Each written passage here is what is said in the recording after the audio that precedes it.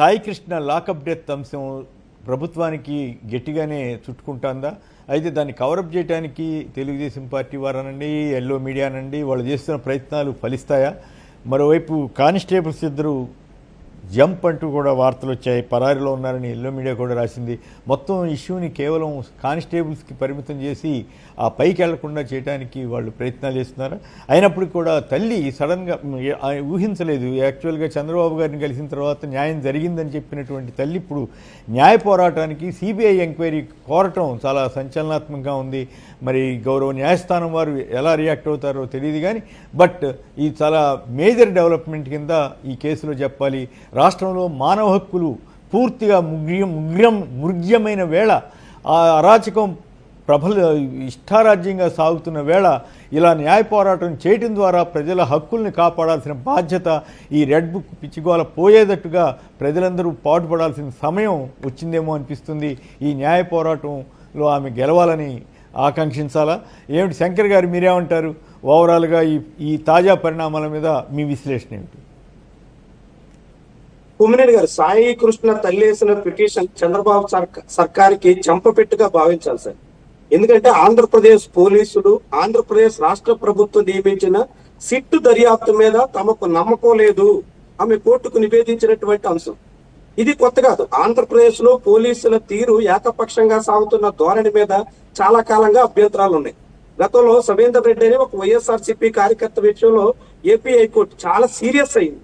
Serious కావడమే కాకుండా AP పోలీసుల్ని విచారించి తప్పించేసి సిబిఐ ఈ కేసును టేకప్ చేయాలి అని ఆదేశించిన సందర్భాలు మనం చూసాం. అంటే ఏపీ పోలీసుల విచారణ దర్యాప్తు ఎంత లోపభూయిష్టంగా ఉంటుందో, ఎంత ఏకపక్షంగా ఉంటుందో, వాస్తవాలను కప్పిపుచ్చే ప్రయత్నం దిశలో ఉంటుందో ఆ కేసే తేటతెల్లం చేసింది.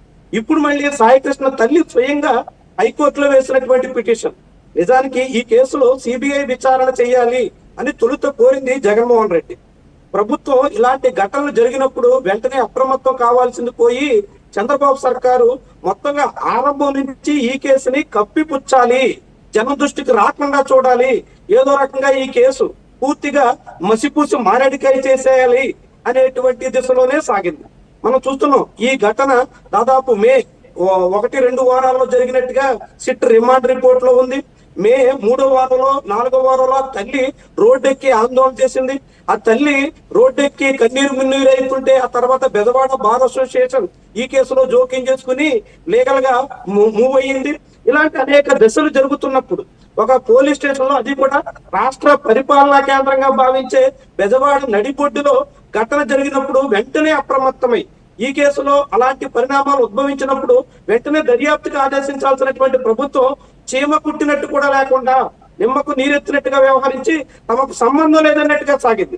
ఎంత దాకా అంటే జూన్ 15వ తారీఖున ఈ case habeas corpus petition AP హైకోర్టులో పిటిషన్ విచారణకు వచ్చినప్పుడు కూడా అసలు సాయికృష్ణ తమ పరిధిలో లేడు, పోలీసుల కస్టడీలో లేడు అని కూడా హైకోర్టుకి తప్పుడు సమాచారం ఇచ్చినటువంటి పరిస్థితి మనం చూసాం. అంటే రాష్ట్ర ఉన్నత న్యాయ వ్యవస్థను కూడా పక్కదారి పట్టించేలా, మొత్తం రాష్ట్ర ప్రజల్ని నయవంచనకు గురి చేసేలా పోలీసుల రిపోర్ట్ ఉంది. ప్రభుత్వం తరఫున వాదించినటువంటి ఏజీ కోర్టుకి నివేదించినటువంటి అంశం కనిపిస్తుంది. అంటే ఏ తీరున ఈ కేసుని పూర్తిగా తొక్కివేయాలని, అసలు బయటికి రాకూడదని ప్రభుత్వం ప్రయత్నించిందో మనం చూసాం. చివరికి జూన్ 18వ తారీఖున జగన్మోహన్ రెడ్డి కృష్ణలంకలో బాధిత కుటుంబాన్ని పరామర్శించిన తర్వాత జూన్ 19వ తారీఖున కేసు రిజిస్టర్ చేశారు.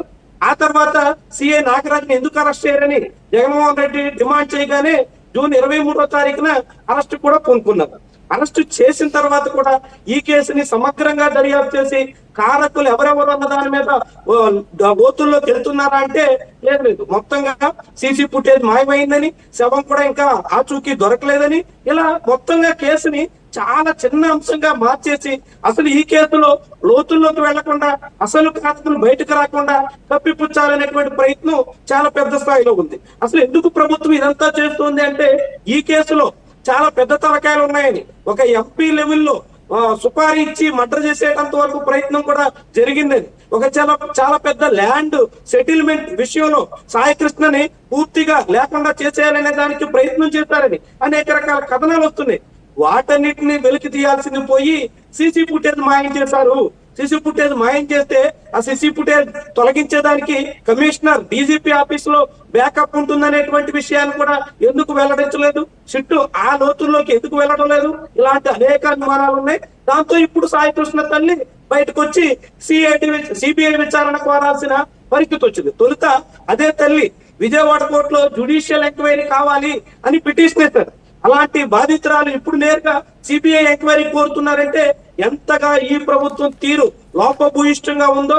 ఈ మొత్తం ఎపిసోడ్ ఒక lockup death, custodial torture చేసి ఒక మనిషి ప్రాణం తీసేస్తే, ప్రాణం తీసేయడమే కాదు అసలు గతంలో డెడ్ బాడీ డోర్ డెలివరీ అని మాట్లాడేటువంటి వాళ్ళు ఇప్పుడు అసలు నో డెలివరీయే లేదు. డెడ్ బాడీ ఏమైందో తెలియదు, మొత్తంగా బూడిచ్చేసి కృష్ణానదిలో కలిపేశారనేటువంటి వరకు వెళ్ళింది. ఇప్పుడు ఎన్హెచ్ఆర్సీ ఇందులో జోక్యం చేసుకుని ఆ డెడ్ బాడీకి సంబంధించినటువంటి బూడిదైనా వెలికి తీయండి, అది ఎక్కడుందో దాన్నైనా తీసుకురండి అని చెప్పాల్సినటువంటి పరిస్థితి వచ్చిందంటే ఎంతటి స్థితిలో మన రాష్ట్ర పోలీస్ యంత్రాంగం ఉందో ఇప్పటికే మనం మాట్లాడుకుంటున్నాం.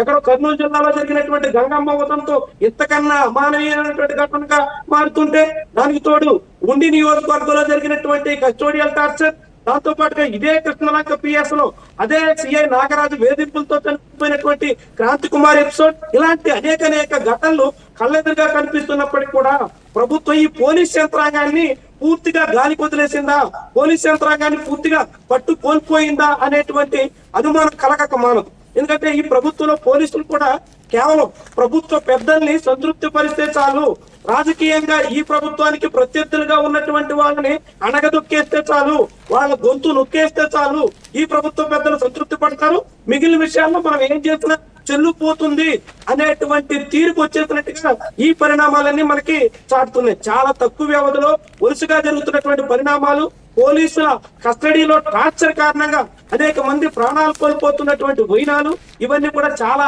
ప్రమాదకరమైనటువంటి పోకడ. రాష్ట్రంలో మొత్తం మానవ హక్కుల ఉల్లంఘన ఎంత యథేచ్ఛగా సాగుతుందో, అంతటి తీవ్ర పరిణామాలు ఉన్నప్పటికీ ప్రభుత్వం పూర్తిగా కళ్ళప్పగించి చూడటం తప్ప ఎక్కడ కట్టడి చేయలేనటువంటి పరిస్థితికి వచ్చేసిందో, ఇది రాష్ట్రంలో పోలీసింగ్ అన్నది అదుపు తప్పినటువంటి తీరుకి అర్థం పడుతుంది. ఇది చంద్రబాబు పాలనా సామర్థ్యానికి ప్రశ్నార్థకంగా మారుతుంది. ఆయన ఎంత అసమర్థతతో పరిపాలిస్తున్నారో మనందరికీ చాటుతుంది. ఇలాంటి ఘటన జరుగుతుంటే చాలా మంది పాపం హోంమంత్రి వంగల్పూడి అయితే ఏం చేస్తున్నారు, ఇది హోంమంత్రి వైఫల్యం అన్నట్టుగా మాట్లాడుతున్నారు. కానీ నిజానికి లా అండ్ ఆర్డర్ సీఎం దగ్గర ఉంది, చంద్రబాబు దగ్గర ఉంది. లా అండ్ ఆర్డర్ వైఫల్యం అంతా చంద్రబాబు బాధ్యత వహించాల్సి ఉంటుంది. ఇలా పోలీసులు చెలరేగిపోతుంటే ప్రజల ప్రాణాలు తీసేటువంటి పరిస్థితి, రక్షక భటులు కాస్త భక్షక భటులుగా మారి మొత్తంగా ఒకప్పుడు సుప్రీంకోర్టు వ్యాఖ్యానించినట్టుగా ఒక లీగల్ రౌడీలుగా గోండాలుగా మారిపోయినట్టుగా పరిస్థితి కనిపిస్తుంటే, ఇది ఆంధ్రప్రదేశ్ లో ప్రజల ప్రాణాలకి ఏ మాత్రం రక్షణ లేదనేటువంటి తీరును చాటుతోంది. దీని మీద ఇప్పటికైనా కోర్టు స్పందిస్తే, సిబిఐ ఎంక్వైరీ చేస్తే బాధిత కుటుంబానికి న్యాయం జరుగుతుంది. రాష్ట్రంలో ఇలాంటి ఘటనలన్నీ నియంత్రించడానికి అవకాశం ఉంటుంది. లేదంటే తప్పు చేసినటువంటి వాడికే మళ్ళీ మీరే దర్యాప్తు చేయండి, మీరే నిందితులు ఎవరో తేల్చండి అంటే ఆ విచారణ ఎలా సాగుతుందో మనందరికీ తెలుసు. ఇప్పటికే అలాంటి విచారణ పూర్తిగా పక్కదారి పట్టించేటువంటి తీరున ఒక సిఐ కాకుంటే ఆయనకి సన్నిహితులుగా మెలిగినటువంటి ఇద్దరు హెడ్ కానిస్టేబుల్, వీళ్ళు కాకుంటే ప్రైవేట్ గా సిఐ స్నేహితుడు ఒకరు ఇందులో ఉన్నారనేటువంటి పేరుతో ఈ మొత్తం ఎపిసోడ్ ని మసి పూసి మారేడికాయ చేసేటువంటి ప్రయత్నాలు అయితే ఉన్నారు. సిట్టు నాగరాజు రిమాండ్ రిపోర్ట్ లో చాలా క్లియర్ గా పేర్కొంది. మే 2వ వారంలో సాయి కృష్ణని చంపేసిన తర్వాత అదే కృష్ణలంక పిఎస్ లో డెడ్ బాడీని ఎస్ఐ చూసినట్టుగా కూడా పేర్కొన్నారు. మరి ఎస్ఐ డెడ్ బాడీ చూసారంటే ఆ సమాచారం ఉన్నతాధికారులకి చేరదా? ఉన్నతాధికారులకు చేరిందంటే ప్రభుత్వ పెద్దల దగ్గర ఉండదా? ప్రభుత్వ పెద్దల దగ్గర సమాచారం ఉన్నప్పటికీ ఇలా మొత్తం రాష్ట్ర యంత్రాంగాన్ని, ప్రజల్ని, ఆఖరికి ఉన్నత న్యాయస్థానాన్ని కూడా డైవర్ట్ చేసేటువంటి రీతిలో పక్కదారి పట్టించేటువంటి ప్రయత్నాలకు పూనుకున్నటువంటి ఈ మొత్తం తంతు మీద కూడా విచారణ చేయాల్సి ఉంటుంది. ఎన్హెచ్ఆర్సీతో పాటుగా సిబిఐ రంగంలోకి దిగి మొత్తం లోతుల్లోకి వెళ్ళి అసలు కారణాలేంటి, ఒక రౌడీ షీటర్ తన పని మొత్తం మానుకుని ఎక్కడో మార్కాపురంలో తలదాచుకుని అక్కడ జొమాటో డోర్ డెలివరీ బాయ్ గా ఒక గిగ్ వర్కర్ గా పనిచేసుకుంటుంటే అతని ప్రాణాలు తీయాల్సిన అవసరం ఎందుకు వచ్చింది అనేటువంటి విషయం మీద అసలు కారణాలు వెలికి తీస్తే మాత్రమే ఇలాంటివి కట్టడి చేయడానికి అవకాశం ఉంటుంది. కాబట్టి ఆ పూర్తి లోతుల్లో ప్రయత్నం జరగాలని, అందుకు సిబిఐ రంగంలోకి రావాలని, అందుకు తగ్గట్టుగా హైకోర్టు ఆదేశాలు ఇస్తుందని ఆశిద్దాం. రైట్. శేఖర్ గారు, శేఖర్ గారు తాజా పరిణామం మీద ఎన్హెచ్ఆర్సీ కానీ ఆవిడ తల్లి మొదట సంతృప్తి చెందిందనేటువంటి వార్తలు వచ్చాయి. కానీ ఇప్పుడు వారు సిబిఐ దర్యాప్తు కోరడం, ఇక్కడ కూడా ఒక విషయం ఏంటంటే సిబిఐ దర్యాప్తు కోరినా మళ్ళీ అది కూడా నిష్పక్షపాతంగా జరిగేలాగా అక్కడ వ్యవస్థ పనిచేయాల్సిన అవసరం ఉంది. సో ఓవరాల్గా దీని మీద మీ అభిప్రాయం చెప్పండి. సాయి కృష్ణ ఏదైతే ఉదంతం గురించి మొదటి నుంచి ఈ రోజు వరకు జరిగినటువంటి పరిణామాలన్నింటినీ కూడా శంకర్ గారు స్పష్టంగా వివరించారు సార్. కాకపోతే నేను మళ్ళీ ఆ అంశాల జోలికి వెళ్లకుండా సాయి కృష్ణ తల్లి గారు నిన్న మీరు మాట్లాడినట్టుగా సిబిఐ ఎంక్వైరీ కోరడంతో పాటుగా దాన్ని హైకోర్టు పర్యవేక్షణలో జరగాలి అని చెప్పి కోరడం మాత్రం శుభ పరిణామం సార్. మేము మొదటి నుంచి వైఎస్ఆర్ కాంగ్రెస్ పార్టీ తరఫున కోరుకునేది ఒకటే సార్, ఎవరైతే చంపివేశారో, ఎవరైతే శవాన్ని మాయం చేశారో వాళ్ళే దర్యాప్తు చేస్తే నిష్పక్షపాతంగా ఎలా కొనసాగుతుంది, అసలు దోషులు బయటకు ఎలా వస్తారు, నిజానిజాలు బయటకు ఎలా తెలుస్తాయి. కాబట్టి సిబిఐ ఎంక్వైరీ కావాలి అని చెప్పి మొదటి రోజు నుంచి వైఎస్ఆర్ కాంగ్రెస్ పార్టీ ఫైట్ చేస్తూనే ఉంది సార్. సో చంద్రబాబు నాయుడు గారు ఆవిడ తల్లి విజయలక్ష్మిని గారిని పిలిపించుకొని మేము న్యాయం చేస్తామని చెప్పి, ఏం న్యాయం చేస్తారో అని చెప్పారో నాకు తెలియదు సార్. సాయి కృష్ణని తెచ్చిస్తారా, లేకపోతే సాయి కృష్ణ శవాన్ని తెచ్చిస్తారా, లేకపోతే కనీసం ఆయన బూడిదైనా తెచ్చిస్తారా, ఏం న్యాయం చేస్తా అని చెప్పారో తెలియదు. కానీ ఆవిడ బయటకు వచ్చి చంద్రబాబు నాయుడు గారి మీద మాకు నమ్మకం ఉంది, దర్యాప్తు చేస్తా అని చెప్పారు, నిందితుల్ని దోషుల్ని ఎవరైతే ఉన్నారో శిక్షిస్తా అని చెప్పారు అని చెప్పి మీడియా ముందు మాట్లాడిన తల్లి వారం తిరగకుండానే మళ్ళీ బయటకు వచ్చి ఇదే ప్రభుత్వం మీద, ఇదే పోలీసుల మీద మాకు నమ్మకం లేదు, సిబిఐ ఎంక్వైరీ చేయించండి, హైకోర్టు ఆధ్వర్యంలో ఎంక్వైరీ చేయించండి అంటే కేసు ఎంతలా నిర్వీర్యం చేసే దిశగా దర్యాప్తు కొనసాగుతుంది అనే విషయానికి సాక్ష్యమే ఆవిడ యొక్క ఈ రోజు హైకోర్టుని ఆవిడ ఆశ్రయించడం సార్. ఎంత దుర్మార్గం సార్. సీసీ ఫుటేజ్ ప్రభుత్వ పెద్దలు ఎవరైతే ఉన్నారో, డీజీపీ స్థాయి వ్యక్తులు, అదే విధంగా కమిషనర్ స్థాయి వ్యక్తుల పర్మిషన్ లేకుండా సీసీ ఫుటేజ్ డిలీట్ చేయడం కుదురుతుందా? శవం ఏదైతే ఉందో ఎస్ఐ చూసినటువంటి శవం పై అధికారులకు తెలియకుండానే దహనం చేయబడుతుందా? ఇలాంటి ఎన్నో ఏదైతే సమాధానం లేని ప్రశ్నలు సార్. సార్ నిజంగా వ్యవస్థలు ఎంతలా నిర్వీర్యమైపోతున్నాయి రాష్ట్రంలో అన్నాను సార్. వ్యక్తులుగా సార్ ఇంతకు ముందు కూడా నేను చెప్పాను సార్, వ్యవస్థలు నిర్వీర్యమైపోతున్నాయి సార్. పార్టీలకు అతీతంగా తెలుగుదేశం పార్టీ, జనసేన వాళ్ళు కూడా ఈరోజు బాధపడాల్సినటువంటి అంశం సార్ ఇది. ఎందుకంటే సార్ పోలీస్ వ్యవస్థ అనేది లా అండ్ ఆర్డర్ కి పోలీస్ వ్యవస్థ నిర్వీర్యం కాకుండా ఉండడం ఎంతో అవసరం సార్.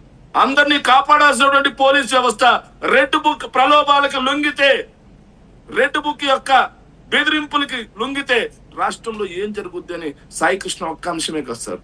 మనం చాలా అంశాలు ఈ మధ్య వరుసగా సార్, క్రాంతి కుమార్ ఆత్మహత్యాంశం, కళావతి గారి యొక్క ఆత్మహత్యాంశం, తిరుపతమ్మ గారి ఆత్మహత్యాంశం, ఇక గంగమ్మ గారి lockup death sir Kurnool.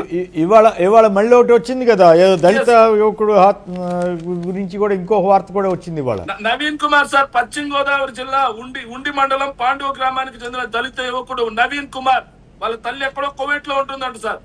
CI Kalicharan యొక్క వేధింపులు తట్టుకోలేక 50 నిమిషాల పాటు వాళ్ళ తల్లికి ఫోన్ లో చెప్పి ఆవేదన వ్యక్తం చేసి ఆత్మహత్య చేసుకున్నాడు సార్.